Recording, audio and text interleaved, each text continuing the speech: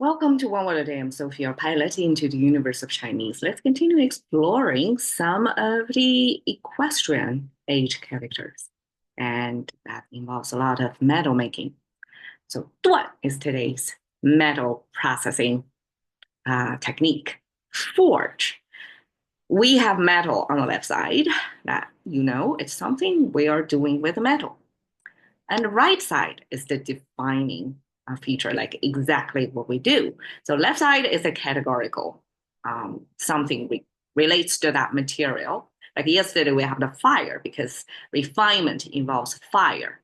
And even if the object is metal that we're processing, but we do use fire to define what refine is about versus here, forge, because here is after the high temperature that the metal piece got malleable. And then we're going to forge, going to knock on it to knock it into shape.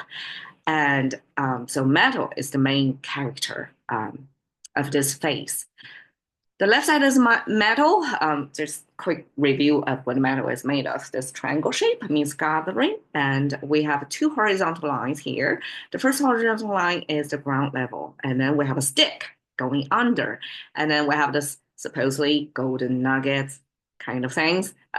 Not exactly gold, but metal nuggets buried underground. And bottom is to show you the very end of this reaching of kind of straw shape because we want to excavate metal pieces from underground. So that basically showing you where things are is underground.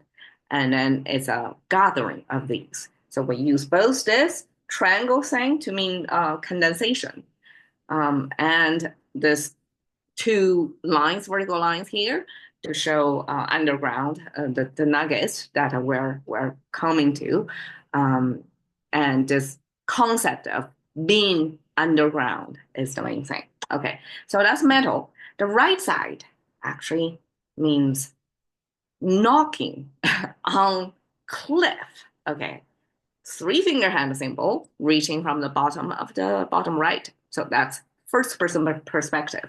Your hand is holding this kind of whip looking thing with something, I guess, heavy, sharp tied to the end. So supposedly this is like a hand holding some type of tool. And then the left symbol, like some squished in the middle of it, is this elongated shape. It's top left corner. We have this vertical line connected with horizontal line, and it's always have this creating this top left corner. I don't I don't see top right unless it's intentionally flipped to express some meaning. But usually it's top left corner to mean high ground, something related to high ground. And then we have horizontal lines attached to it, almost like a yardstick, right, connected to it to show the surface scales of that high ground. And this thing, the third horizontal line, kind of punch through it. So in my imagination, it's almost like the hand, human hand, is knocking, kind of wedging something onto the cliff. So this human exerting force on a natural structure. It could be that humans will want to knock the stones from nature so that we can use that as a material to build, or humans, we knock something into nature so that we can form a structure in nature. We can use that as a wall or to build a temple, something built in this natural, some transformation of this natural structure.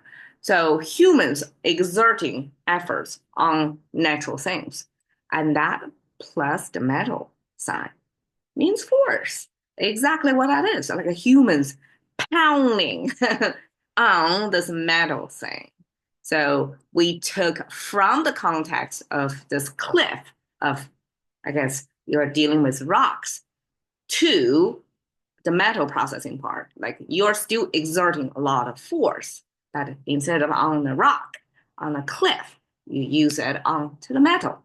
So that's forge. 锻造、锻工、锻炼. Okay, three of them with the 锻 in the beginning. So 锻造, 造 means make, um, forge in English itself. It's already just forging, but Chinese would pair with make to make sure the listeners, because we have so many duplications of same pronunciation, totally different things, and therefore we put two similar sound no two characters that sound different, but make a set phrase so that the chance of hitting it 锻造, like if you hear 锻造, two sounds, the chance of you getting something else, some other meaning that sounds exactly 锻造, is way lower than if you just say 锻. Okay, so that's why Chinese would create almost like a redundancy, because if you say forge and you make, because forge is one of the ways to make things. And when we pair forge and make together, we simply want to audibly make sense that this is a forging we're talking about, not some other word, but same pronunciation as 锻. Okay, 锻工, 工 means worker, and actually we symbolize worker with this flying square. So this structure was ancient craftsman's tool to make sure we have a perfect perpendicular angle, apparently, to build perfect perpendicular. It's not easy. We can visually eyeball it, but if it's wrong in architecture, it can make things collapse, right? So it's critical that we get the exact 90-degree angle. So this simple looking but universally used tool became the symbol of craftsmanship. And in this context, and when we say 锻, 工 and 锻, this forging, most likely also, when we're talking about 工, it's in industrial, like a post-industrial revolution, already somebody working in a set position on an assembly line, and that person, that craftsman, individual freelance craftsman who may be a weapon maker, like make sword, right? Be a master sword maker. That kind of um, craftsman then turned into this factory worker. So in this context, we translate it as a worker. 锻工 means somebody who specializes in forging the metals, and is employed as a worker, not a freelancer type of thing. Okay, 锻炼. So 炼, we had it yesterday. That's refining, and forge is exerting force, pounding something. So refining is using fire, high temperature to distill it, and forge is to using force, like physically.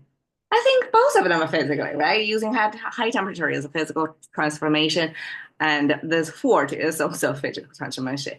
And probably the sequence should be flipped, because you first distill it, and when it's still hot, you double purpose it into shaping it somehow by forging it. All right, so this is what I find on Unsplash of how forging would look like. It's quite amazing. You have to wear protective eyewear, and you're dealing with high temperature. Apparently, it could be a risky environment. You definitely need to know what you're doing before you put yourself in that environment. But it looks pretty cool, captured by this photography, and that's 锻 forge. Thank you for your time. See you another day.